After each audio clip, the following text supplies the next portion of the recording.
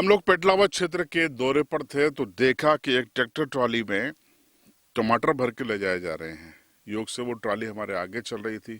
आगे जाकर देखा तो उस ट्रैक्टर ट्रॉली को यहाँ पर पलट दिया गया, यानी कि इस इन टमाटरों से भरी हुई ट्रॉली को यहाँ पर फेंक दिया गया।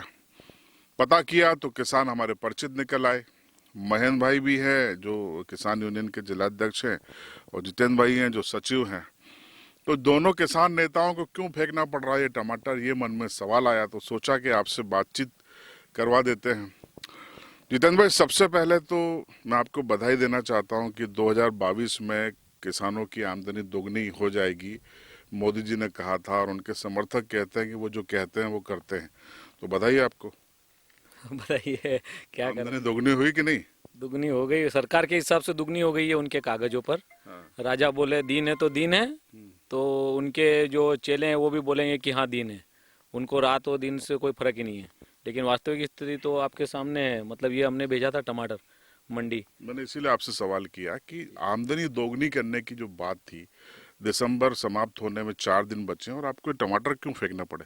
बिका ही नहीं मंडी भेजा तो ये 7 दिन पहले का टमाटर है जो तोड़ के मंडी भेजा था, लेकिन नहीं बिका। तो बोली लगी सिर्फ 20 रुपए कैरेट। तो मैंने उनको मना कर दिया, मेरे को नहीं देना है। तो मैंने घर बुला लिया। अब यहाँ आने के बाद फिर इंतजार कर रहा, कोई आएगा, फोन आए किसी का, कोई व्यापारी का, लेकिन नहीं आया फोन। पूरा 110 कैरेट टमाटर है ये। एक कैरेट में कितना टमाटर होता है? 26 किलो। तो ये कितना फेंका होगा आपने? ये 110 कैरेट है, 26 कुंटल के आसपास। अगर इसका सही भाव होता तो ये कितने का होता किसान के हिसाब से आज ये 80,000 का माल है हमारा, जो आपने फेंक दिया? ठेका है। हमने देखा कई लोग भी रास्ते में जगह जगह फेंक रहे हैं, क्यों ऐसा हो रहा है? बिक नहीं रहा है। तो वही मैं जानना चाह रहा हूँ कि क्यों नहीं बिक रहा है। मांग आपूर्ति में अंतर है या प्रोडक्शन ज्यादा हो गया, क्या हो गया? उत्पादन भी ज़्यादा हुआ है, और सबसे बड़ी बात है सरकार इस ओर ध्यान नहीं दे रही है। कि जब पता है कि जैसे एक वही सरकार द्वारा एक जिला एक उत्पाद जो बना रहे हैं, तो उसमें जब पता है कि एक उत्पाद में झाबुआ जिले में टमाटर सबसे ज़्यादा होता है, तो उनको इस चीज़ का ध्यान रखना था कहीं पे इसको। तो कड़कनाथ ले लिया। अब क्या करें, उनको कड़कनाथ ही चाहिए ना, टमाटर तो चाहिए ही नहीं उनको। अच्छा, ये 1 किलो टमाटर में आपको लागत कितनी आती है? मैं कैरेट के हिसाब से बताऊं तो। हाँ, कैरेट बता दीजिए। 1 कैरेट में 25 किलो आता है। हाँ जी। तो कितनी लागत आती है उसमें? लेबर की बात करें तो 20 रुपए तो तुड़े ही लगती है हमारी। और 1 किलो पेपर जो अभी 50 रुपए किलो मिल रहा है रद्दी, वो हमारे 5 या 6 कैरेट में जाता है।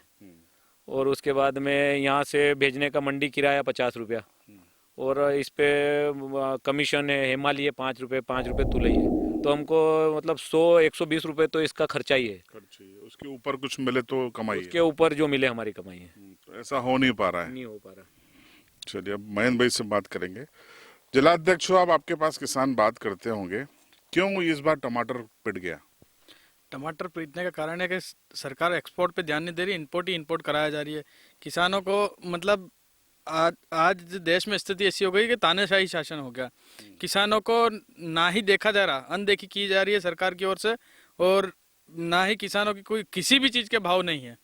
मतलब किसानों को 2022 में आई दुगनी की बात कही थी इन्होंने, पर सरासर झूठ है वो, कोई सत्य नहीं है। अगर कोई किसान कहता है कि मेरी आई दुगनी हुई है तो मान जाएं। मतलब ऐसी तो स्थिति। सीएम साहब ने भी बहुत बयान दिए थे कि खेती को लाभ का धंधा बना के छोड़ूंगा।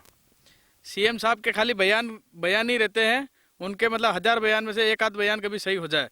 क्योंकि आज की स्थिति ये है कि ना ही किसी चीज का भाव है। आप कोई भी चीज पकड़ लो, किसानी का किसी भी चीज का भाव नहीं है, और खर्चा दोगुना हो गया।